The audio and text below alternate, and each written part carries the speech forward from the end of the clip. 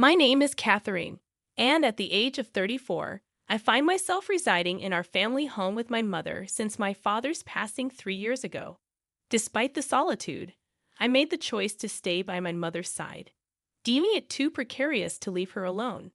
This commitment has kept me within the confines of our home for the past 3 years. During this time, a distressing episode unfolded when the most undesirable individuals paid an unwelcome visit to my mother and me. None other than my biological brother, Bob, and his wife, Jane. I've known my brother since birth, and Jane, his wife, became familiar to me during their dating years, as Bob often brought her home during vacations. To be frank, I cannot erase the memories of these two individuals from my mind. Regrettably, my brother and Jane had a history of tormenting me for their amusement. With my parents frequently occupied with their jobs, weekends were often devoid of their presence. This absence became the opportune time for my brother and his wife to subject me to cruel games. Our family home, an expansive mansion constructed by our CEO father, became the setting for one such distressing event. One day, they played a cruel game of hide and seek, urging me to hide in a closet. To my dismay, they promptly filled the closet with items, trapping me inside until just before my parents' return. This ritual led to frequent scoldings from my mother for the disorder in the closet. Although the closet incidents ceased after my mother caught them in the act, their harassment persisted. My resentment extended not only to my brother and Jane, but also to my parents, who seemed indifferent to my plight. In middle school, their vindictiveness escalated as they destroyed my school uniform, defaced my textbooks, and ruined my cushions and beddings. I later discovered that their actions were fueled by their frustration over poor exam results and parental reprimands. In the midst of my shattered room, bewildered and questioning why I endured such torment, I felt abandoned and wondered why no one would come to my aid. The breaking point came when, refusing to join the family for dinner, my mother discovered the extent of the destruction in my room. My tearful plea to leave the house exposed the depths of my despair, with no one seemingly willing to help me. Bob and Jane always team up against me, wrecking everything from my toys to my study materials and clothes. I can't bear living in this house any longer. Both Mom and Dad, you're no help. You won't stand up for me. Maybe it was the first time I let my tears flow freely in front of my family. Until then, I'd silently endured, shedding tears in solitude even in the toughest moments. But now, I cried out loud like a child. Seeing me in distress, my mother embraced me, expressing regret for everything that had happened until then. Even my brother, witnessing the scene, seemed to grasp the severity of the situation. He attempted to flee, but my father stopped him, gripping him firmly by the collar. "Do you realize what you've done? This is a serious matter." My father's voice was low but chilling. Bob attempted to downplay their actions, claiming it was merely playful behavior gone too far. "Destruction of property is a crime," my father retorted calmly. "You need to understand the consequences and make amends." Bob protested, citing his status as a minor, but my father reminded him that parents bear the responsibility for their children's actions. With a heavy sigh, my father mentioned the option of Bob living with his uncle, who happened to be my father's younger brother. This uncle was known for his stern demeanor and intolerance towards mischief. He was feared by all the neighborhood kids, akin to a boogeyman. While he was kind to well-behaved children like me, he had no tolerance for troublemakers like Bob and Jane. Predictably, Bob refused vehemently, claiming he would mend his ways. I've heard that too many times. My father's voice was firm as he confronted Bob and Jane. "When you two locked Catherine in the closet, when you chased her around, when you threw bugs at her knowing she's afraid of them. Each time we learned of your actions, we scolded you, and you always promised to never do it again. But you did it anyway. We can't tolerate someone who hurts our family, even if they are family. Never set foot in this house again." With those words, my father grabbed Bob by the scruff of his neck and forcibly removed him from our home. Later, I learned that my parents had been infuriated by Bob's behavior. However, despite their scolding, Bob seemed oblivious to the gravity of his actions and continued his harassing behavior towards me. I came to the conclusion that he must be beyond help. Some people, like Bob and Jane, fail to comprehend the most fundamental societal norms. It was a bitter realization. Originally, Bob had plans to attend university on our father's dime after high school. However, our father, recognizing his behavior, intervened, predicting that Bob would only continue to harm others even in a university setting. Consequently, Bob ended up working at our uncle's company immediately after graduating from high school. It was evident that Bob was eager to escape our uncle's supervision. Upon finishing high school, he hastily rented an apartment with Jane, who had also just graduated. They embarked on their cohabitation journey, fully aware that neither their parents nor our uncle would provide financial assistance for rent or living expenses. Sometime later, for reasons unknown, Bob approached me, asking to borrow money. At that point, I had just entered high school and wasn't engaged in part-time work. The money I had diligently saved up, which Bob used to pilfer when we lived together, had been fully reimbursed by my parents, thanks to a detailed notebook I maintained. Despite having the money, I had no intention of lending it to Bob. In response to his request, I retorted, "Aren't you ashamed to be asking your high school sister for money? I'm not even working, so I don't have any extra money. There's no way I'm giving you any." I promptly informed both my mother and father about Bob's attempt to borrow money, and they were furious. They assured me that they would not provide any further assistance to him. I believe that Bob and Jane should learn to live independently without relying on others. Subsequently, I worked hard, attended college, and dedicated myself to my studies. After graduation, I joined a company where I continued to grow and learn.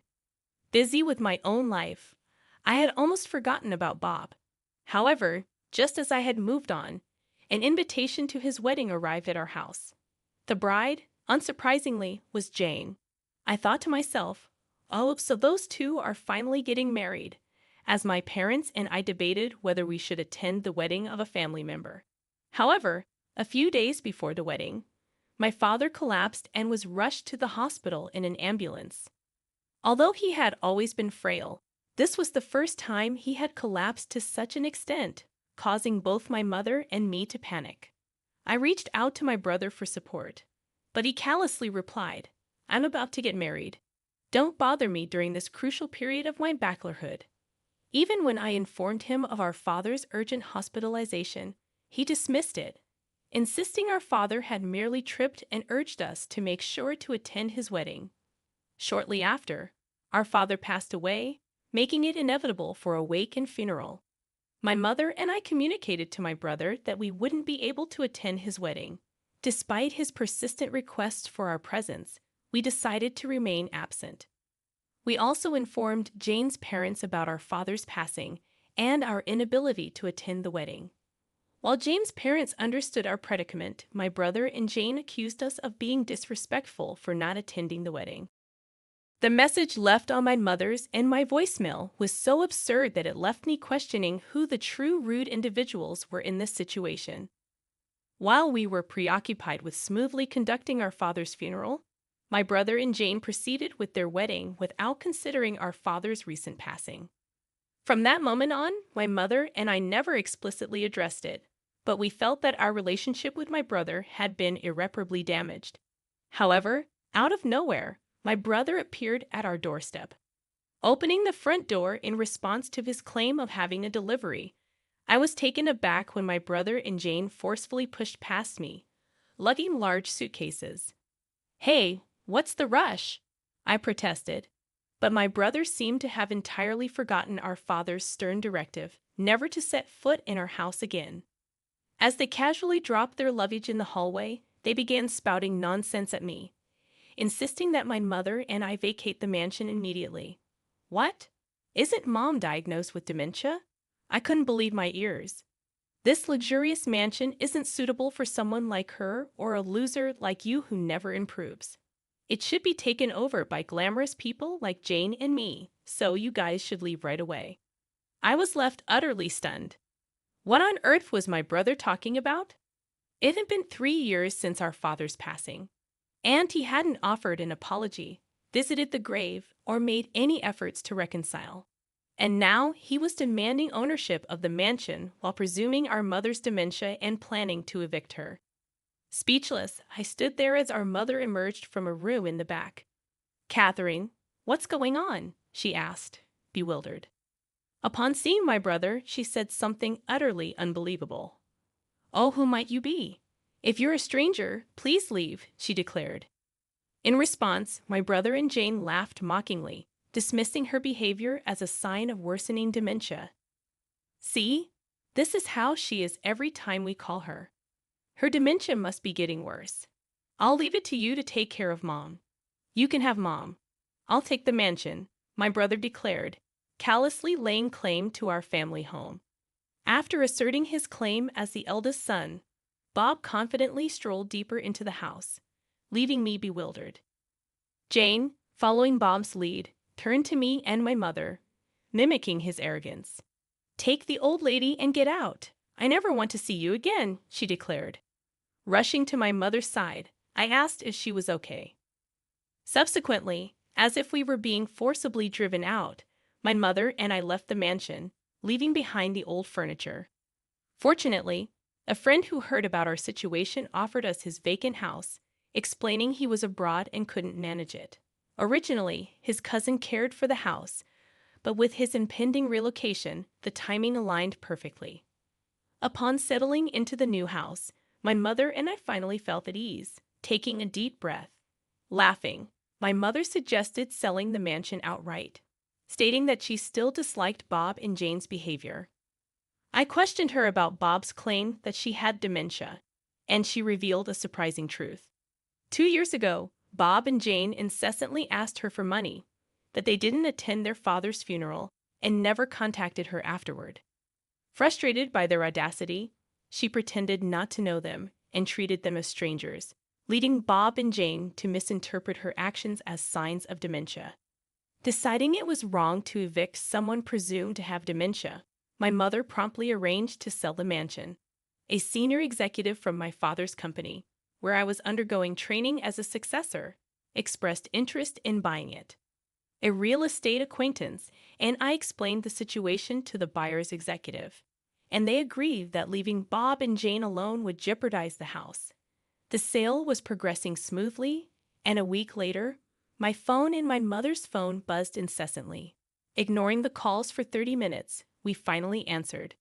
Jane exclaimed, demanding to know why we didn't respond immediately. According to her, the mansion had been taken over, and strangers were trying to kick them out. I couldn't help but burst out laughing. Chuckling, I informed her that my mother, the rightful owner, had sold the house to a new owner. Stunned, Jane couldn't comprehend it. She desperately claimed that Bob owned the mansion as the eldest son. Laughing again, I pointed out that nobody had promised him ownership just because he was the eldest. Jane seemed to believe that being Bob's wife would elevate her status, but I corrected her about the reality of their low-level positions at the company. Jane's naive thinking left me amused. When she learned that Bob wouldn't inherit the company either, she pleaded for money. With a final laugh, I ended the call. Uncle later informed me that Bob and Jane clung to the mansion, refusing to leave until he personally picked them up. After being hired by Uncle's company, they underwent strict education, becoming so scared that they cried as Uncle took them away. They were left at a mountain retreat under Uncle's acquaintance due to their unpredictable behavior. Despite multiple escape attempts, they were caught each time. Uncle warned them that if they didn't straighten up, they would remain on the mountain for the rest of their lives. As for me, my fiancé, currently working abroad, managed the house on our behalf. We are planning our wedding ceremony soon, and my mother and uncle, who supported us, will be invited. However, Bob and Jane will not receive an invitation.